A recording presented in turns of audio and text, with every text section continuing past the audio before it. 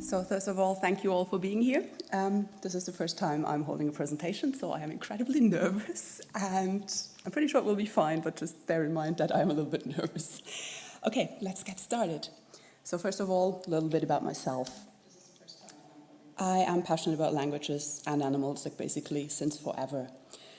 But then when I started advocating animal liberation on the streets, I realized that the language around me, and also my own language, were absolutely full of speciesism. And also I am a former team assistant to vivisectors. So what contributed to me quitting that job actually was the language, because I just couldn't take it anymore that I had bills on my desk to pay for something called Tierversuche, which is basically getting rid of the bodies of animals that had been used in testing. So I basically resolved that cognitive dissonance by leaving the job, but that also showed me for the first time how incredibly powerful language can actually be. So why am I here? I want to show you the importance of language that I've just mentioned. I also want to give tips on how to make our language less speciesist. And this whole thing is a work and a thought process in progress. So I am absolutely happy to get every feedback I can and maybe join me for the discussion later so we can get into that in more depth as well. My main arguments are that, well, language is a powerful tool. I've mentioned it and you're going to hear it again. So let's use that powerful tool.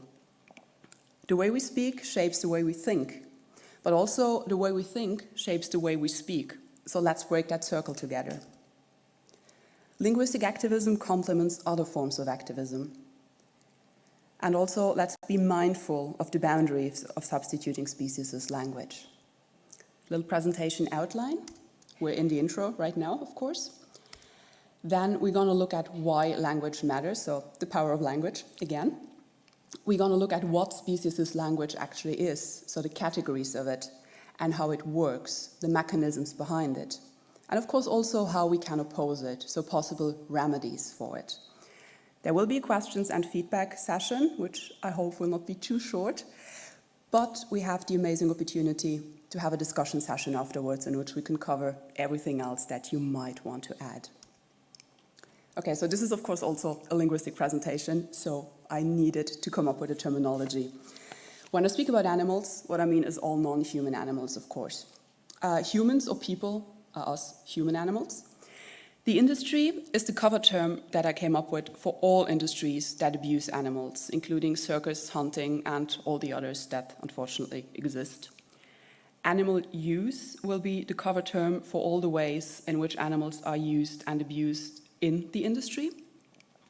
And when I talk about language, that means our everyday speech, everything we say, not a specific language. When I mention an original, that is the speciesist term or phrase that we want to substitute, and the substitute then is what we want to exchange it for. And on a general note, when I speak of speciesist language, it can mostly be extended to every language of oppression, since the mechanisms are similar.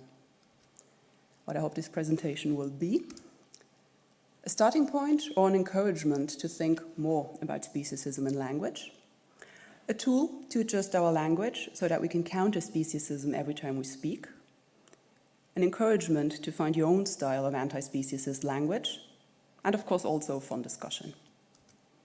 Okay, so let's get started with the famous power of language. The way we speak influences the way we think.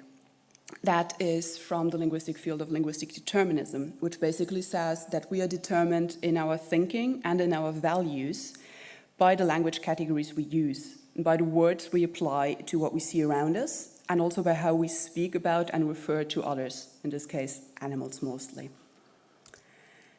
Then also oppression is solidified in language. But the good news is that is also exactly where it can be challenged in language. That is from the linguistic field of discourse analysis, and is nicely illustrated by the following quote by Adrian Blackledge. So, it is usually in language that discriminatory practices are enacted, in language that unequal relations of power are constituted and reproduced, and, most importantly for us, in language that social asymmetries may be challenged and transformed. So, how can we challenge oppression in and through language? Well, we can definitely learn from feminist linguistics and anti-racist language change, because those two fields show us that what used to be normal and acceptable can be changed. And that change is reflected in language or also driven by language. So here are some examples of words that used to be perfectly normal and acceptable, but that are not normal and acceptable anymore, because now we know that they can be oppressive and offensive. So flight attendant is used instead of stewardess, Inuit or Native American instead of Eskimo and Indian. And I think gendering in general, in whichever language it occurs in, is a good example for that as well. But what I would argue is that it is also time to challenge animal oppression in and through language. We have to oppose something that I like to call the vicious circle of speciesist language. So basically, language reflects what we see in society, what there is. In this case, the existing speciesism in society. So what we see around us enters our language. But then what happens as well is that something that is being reproduced in language, so speciesism in this case, also gets solidified in society. And the underlying thought process, the subconscious thought process behind that is that if it's rooted in language, it is accepted as the norm, because it must be so important and so central that it made its way into language, so it must be okay, so to speak. And I want to invite you all to break that circle. So here's a little visualization of the whole thing. So we have speciesism, that is there. And that turns into speciesism that is in language, which then, again, fortifies the existing speciesism. There you've got that vicious circle. There is a case in point, a very important case in point, in my opinion, for language being powerful. And that is the fact that the industry knows about the power of language and gives advice on what language to use. So I'll be giving a few examples that are taken from Joan Dunner's Animal Equality, which is a groundbreaking book in the field, definitely, but is also already 20 years old. But unfortunately, the examples I'm going to be giving now are still, I think, quite accurate and up to date. So from vivisection, for example, never use names. Avoid expressions such as acute, intense, or severe. And from the meat and dairy industry, don't say that branding or anything else causes pain. Say short-term discomfort, although short-term discomfort is also one of the favorites of vivisectors. Don't use castrate or cut when addressing the public, use neuter.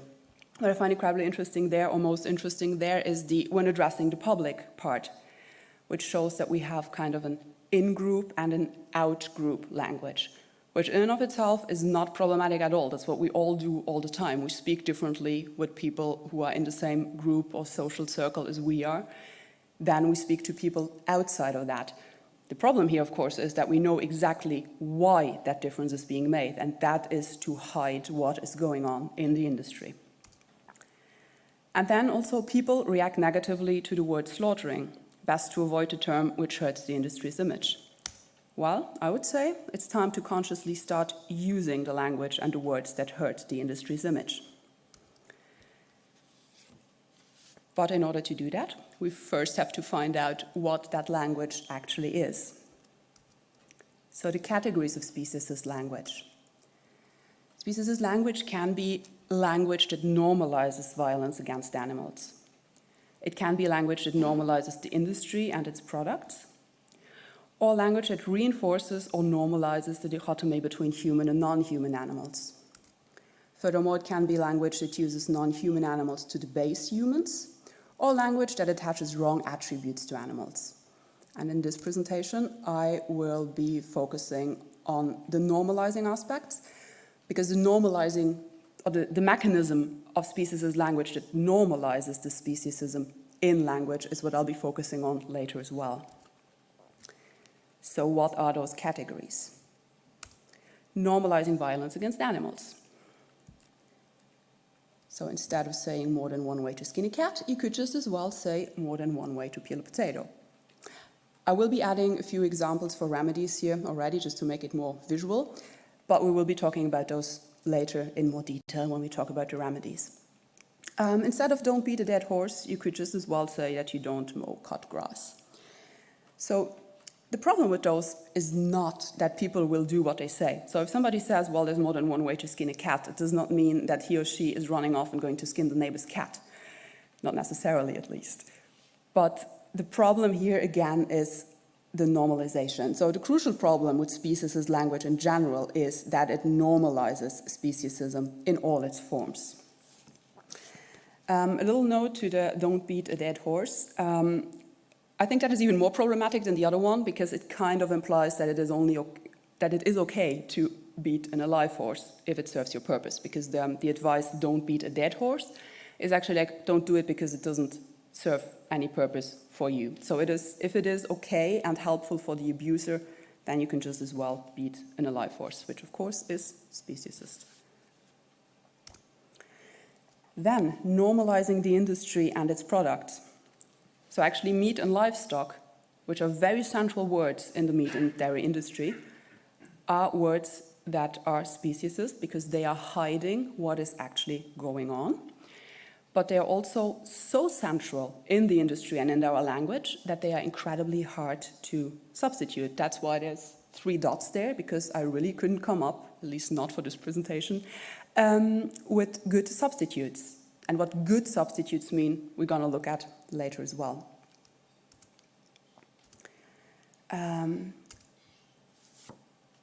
In other branches of the industry, it is not as difficult to substitute speciesist elements, so they don't seem to be as rooted in our language, and they might also just not be as, should I say, as central in our society and in our lives. So, for example, in vivisection, from the branch of vivisection, you could say, instead of be the guinea pig, be the test tube. If you want to be really smart, be the multi-organ chip. Or instead of being packed in like sardines, you can be packed in like pickles. Then the products themselves. There's, of course, alternatives for saying bring home the bagel or crying over spilled milk. So those examples, they are much less severe at first sight than there's more than one way to skin a cat, because there's no actual violence in there. But keep in mind that we are talking about the normalization of speciesism and its products. So if we talk about bacon and milk in those phrases like it's absolutely normal to have bacon and milk on your table, which I think we all here agree that it's not, and we want this to stop, well, then it's a really good idea to try and get it out of our language as well. Then we have the category of reinforcing the dichotomy between humans and animals. So that basically means using different words for humans and animals. So I think we can all agree in this room that humans and animals are unfortunately treated very differently. And that is also visible in different vocabularies. For example, for farmed pigs, gestation is usually used when for humans you would say pregnancy. And in German, we have quite a strong dichotomy between, when it comes to eating, between what words we use for humans and what words we use for animals. So you would use essen for humans and fressen for animals. But I would argue that there's a shift in that, because I think there's 2 forms of speciesism actually. So the first one being that humans are better than animals. And the second one, that some animals are better than humans, and some animals are better than others. Yeah, some animals are better than humans. We would wish for that maybe, but no, we're not there. Okay, so I would say that there is actually a shift in language towards using the human words for certain types of animals, usually your pet or an animal that is close to you, and still using the animal words for the other animals. So basically we are in a situation where we could say that humans and some animals are being treated as humans in language, whereas other animals are not. Okay, so those were the main categories I wanted to talk about. Now let's look into the mechanisms of speciesist language. How does this whole speciesism in language work, and what does it do especially as well? Big surprise, we're going to be talking about normalization again. So there is a normalization of speciesism through language. and I am going to base this on the three ends of justifying speciesism. Of course, you know that is from Melanie Joy in Why We Love Dogs, etc. And she uses those three words, so normal, natural, and necessary, as justification for carnism in society. Since speciesism is kind of the overarching category of which carnism is one subform, I'm pretty sure that we can use those three ends for speciesism and also for speciesism in language, and especially the aspect of normalization again. So the main mechanisms now are the depreciation of animals on one hand, and the embellishment of their treatment on the other hand. The depreciation of animals, that happens through linguistic objectification and de-individualization, maybe, for example, by those words. So what's happening here is basically, if you don't think of the individuals that are being sent to slaughter or whatever else, the abuse is easier to accept.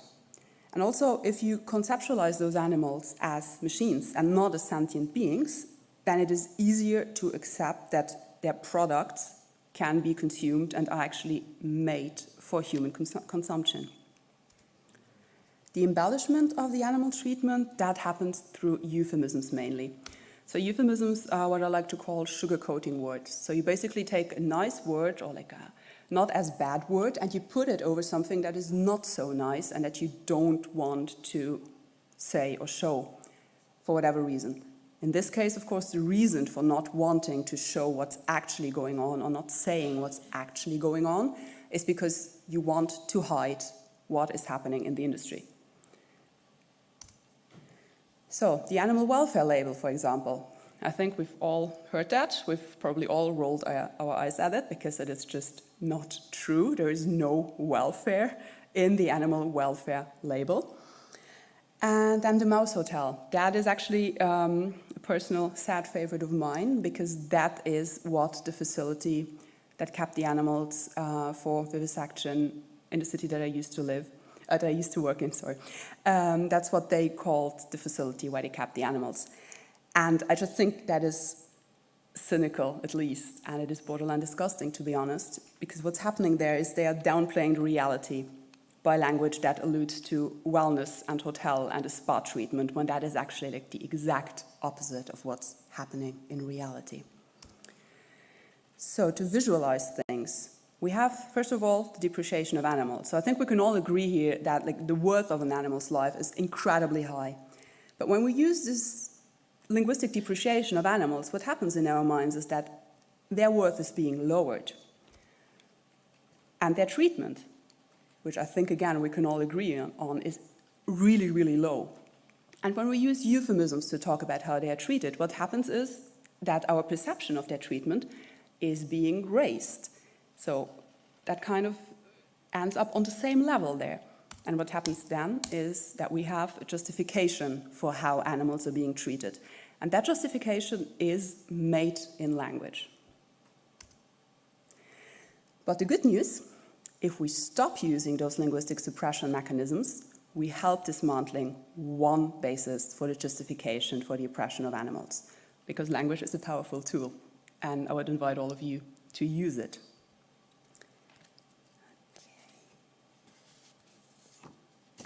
So now we're going to be talking about the remedies for speciesist language. I think we know by now why we should oppose it and that it is important to oppose it, but how can we do that?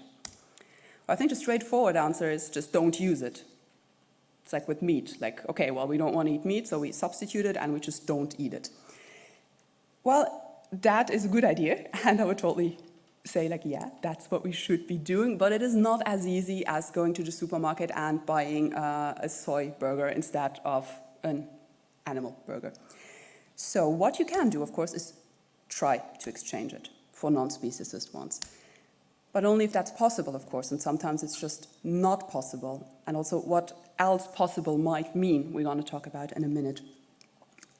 So if you don't think it is possible to substitute that element of language that you're not okay with, you can mark it as not okay, easily just by saying so-called. So instead of talking about livestock or slaughter animals or circus animals. You can talk about so-called livestock or so-called circus animals or so-called slaughter animals. Additionally, or you can also use quotation marks around the words that you don't want to use in written speech, or just air quotes like livestock or circus animals when you speak. Pronoun use actually is a little bit easier. It's much easier to give a guideline for pronoun use that works in most cases. Straightforward one, don't use it for an animal, which is, though I have to admit, a little bit more difficult than you'd think, because I catch myself a lot of times saying, oh, look at that raven over there. It is sitting on the car. It's like, no, that's actually not what I will be telling people to do, but it happens. And in this case, like if I tell you to use it for an animal, just if I tell you to not use it for an animal, of course, never mind the grammar. That just doesn't matter here. Then, of course, on the same line, don't use that, use who. Don't use thing as in anything or something. Use anyone or somebody. And if the animal has a name, well, just use their name as you would for a person. And in general, when it comes to pronouns, I would say just use the same language you would for a person, actually. Okay, but, of course, it's all nice and well to substitute speciesist elements of language, but there's boundaries to that as well. And the first boundaries for me are the linguistic boundaries. So basically, is it a good substitute? And an important criterion there is, does it mean the same? So when you say like, oh, there's more than one way to skin a cat, or there's more than one way to peel a potato, I'd say, yeah, grand, that works, that's perfect. But if you say, oh, instead of opening a can of worms, that you open Pandora's box, for example, I'm not so sure, because opening Pandora's box has way more serious consequences than opening a can of worms. So from a linguistic point of view, this is really not an ideal substitute, which does not mean it's a bad one, of course. And also way more important than the linguistic boundaries, in my opinion, are the interactional boundaries. And here the underlying question basically is, does it work? What can that mean? Can mean, is it the same register? So basically, is it on the same level of language? Is it as formal or as informal than the original? So if you say your room is a pigsty, or you don't say your room is a pigsty, but you substitute it with your room is a garbage dump, that's fine. That is kind of slangy, not super formal, and that works. If you say to gluttonize instead of to eat like a pig, I think that's a little bit questionable, because it's just like to gluttonize is quite high level language. It sounds a little bit more fancy than to eat like a pig. So of course it is still okay to use it. I would just say it's not the best option maybe.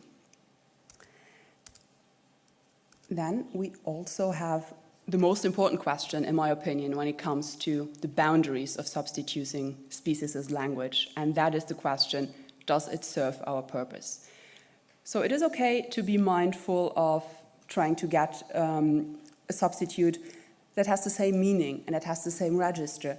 But I think the crucial point is to find a substitute for the species element of language that serves our purpose. But then, of course, we have to talk about what is our purpose? What do we define as our purpose? I think general, we can all say, well, animal liberation until every cage is empty, of course. But what does our purpose mean in that precise communication moment, in that precise setting? For me personally, it is always important that I bring across that I'm not happy with the original, that I won't use or I will try to mark as not okay, but without offending the person I am talking to. This is not because I want to be a nice girl and please everybody. This is mainly because I think that it is just not a good idea for the movement itself to go and aggravate people, to make them angry, to make them feel like we are judging them, like we are cornering them, because what that results in is people kind of not liking whatever comes from the vegan corner. I just think that is not something that we need in the movement. So, to give you an example, be the guinea pig or be the test tube. And I think that's perfectly nice and acceptable. What you're doing here literally is you take the animal out of the picture and you put something else in the picture that is relevant and important in testing, and it's not the animal. You make it clear that you wanted to say, be the guinea pig, but you don't like that, and that's why you say something. That is perfectly fine and acceptable and works. And this one. I think we can say that meat actually is cut up pieces of animal corpses. Definitely. So it has the same meaning. But when it comes to the interactional boundaries and the relationship to the person you're talking to, I would say that is more than questionable. Because what you're basically doing when you say, well, meat is cut up pieces of animal corpses, you call people corpse eaters. Which I think they are, of course, to some extent. But who wants to hear that? And who is going to change and who is going to stop eating meat because like a bunch of angry vegans calls them corpse eaters? I'm pretty sure not many people. What you also want to keep in mind, of course, is the relationship that you have with the person you're talking to. If it is a person that's really close to you and just happens to be eating meat, unfortunately, well, I don't think you want to judge them or you want to make them feel judged or angry. That's why I would argue to choose wisely when it comes to substituting the speciesist elements of language. And I want to cite Tobias Lehnert here, who wrote that the question is not, am I right, nor is this my truth, but does it work? I think that is the most important question we should keep in mind. So I would say that let's apply does it work to the linguistic aspects of substituting language, but especially to the interactional aspects, and in the interactional aspects, especially on the aspect of how am I interacting with the person and how am I making the person feel about my choice of words. I would also invite you to find your own style of anti-speciesist language. Because language is dynamic and personal, like every person talks a little bit differently. So not every substitute is going to fit into the speech style of every person. And also, not every substitute is going to fit into every situation. So what you've got to do is be creative, be patient with yourself, and experiment a little bit. Because what's not a good idea is to unnaturally alter your speech. Because what we don't need is a bunch of insecure vegans who are awkwardly trying to avoid everything in language that could be considered as speciesist. But what we need is an army of confident vegans addressing the problem in whichever way works for them. The nice thing about linguistic activism is that it complements other forms of activism, so it's definitely not an either-or kind of situation. It can even improve your other forms of activism. So, for example, official outreach, if you're standing in a cube, for example, and you talk to people. If you think about speciesism in language and maybe apply some of the things we talk about today, that could make that better. Also in your private activism, let's call it, among friends and family, such as when you talk to people around you who are not vegan, being mindful of speciesism in language in whichever way works for you might be a good idea. And also, you don't have to give up what you're already doing. Whichever form of activism you're doing, linguistic activism doesn't say like, oh, well, there's no space for that anymore, there's no time for that anymore. Contrary, you can just add something to whatever activism you're doing right now. I actually came up with one downside of knowing about speciesism in language.